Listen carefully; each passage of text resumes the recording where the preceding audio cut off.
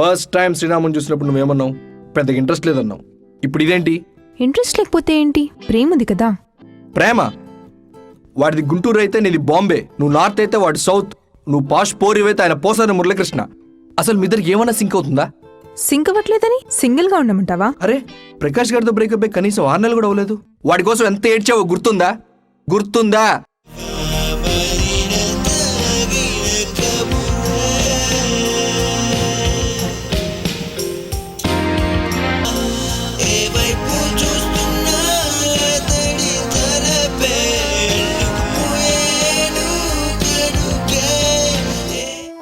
అయినా శ్రీరామ్తో 2 వారాలు మాట్లాడగానే అంత నచ్చాడా?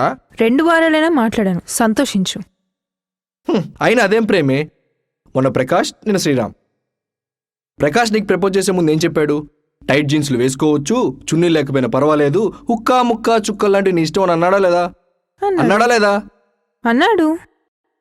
నువ్వేమో వాడి మాటలని నమ్మి వాడిని ప్రేమిస్తే, వాడేమో నీ ప్రవర్తన నచ్చలేదు, నీ పద్ధతులు బాగాలేదు అని ఏదో రీజన్స్ చెప్పి నీకు హ్యాండ్ ఇచ్చాడు.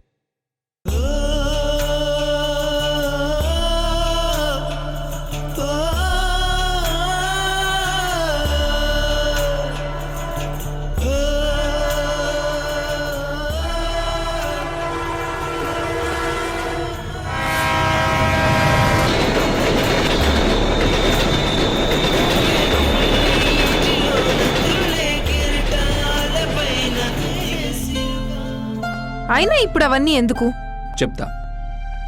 ఫర్ ఎగ్జాంపుల్ నీ ఐస్ క్రీమ్ స్టోరీ తీసుకుందాం. ప్రకాష్ గారు నీకు ప్రపోజ్ చేసే ముందు ఐస్ క్రీమ్ కావాలరా అంటే మింటికి కూడా దూకి మరి ఇచ్చేవాడు. కానీ తర్వాత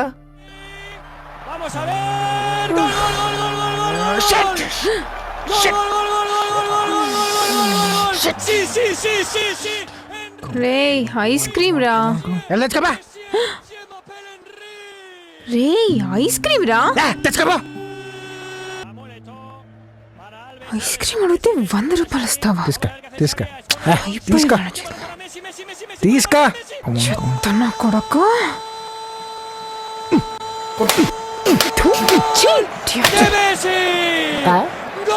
కానీ తర్వాత ఐస్ క్రీమ్ పక్కనే ఉన్నా ఏం తింటాంలే లైట్ తీసుకున్నాడు. కానీ శ్రీరామ్ అలా కాదు, ఎప్పుడు ఐస్ క్రీమ్ కావాలన్నా తెచ్చిస్తాడు. నీ పిచ్చి గానీ ఐస్ క్రీమ్ కావాలంటే వెళ్ళి కొనుక్కోవచ్చు కదా, వాళ్ళని వీళ్ళని అడగడం దేనికి? మ్యాటర్ అక్కడ 50 రూపీస్ ఐస్ క్రీమ్ది కాదు, దాంతోపాటు కొంచెం ప్రేమ కూడా దొరుకుతుందని చిన్న ఆశ. ఎరా మమ్మల్ని ప్రేమించాలని మేమే అడుక్కోవాలా? నేను చెప్పేది అదే. అబ్బాయిలు ప్రేమించే ముందు ఎన్ని పిట్టగదలని చెప్తారు, కానీ వాళ్ళ ప్రేమని ఒక్కసారి యాక్సెప్ట్ చేసిన తర్వాత అసలు కథ అప్పుడు మొదలవుద్ది.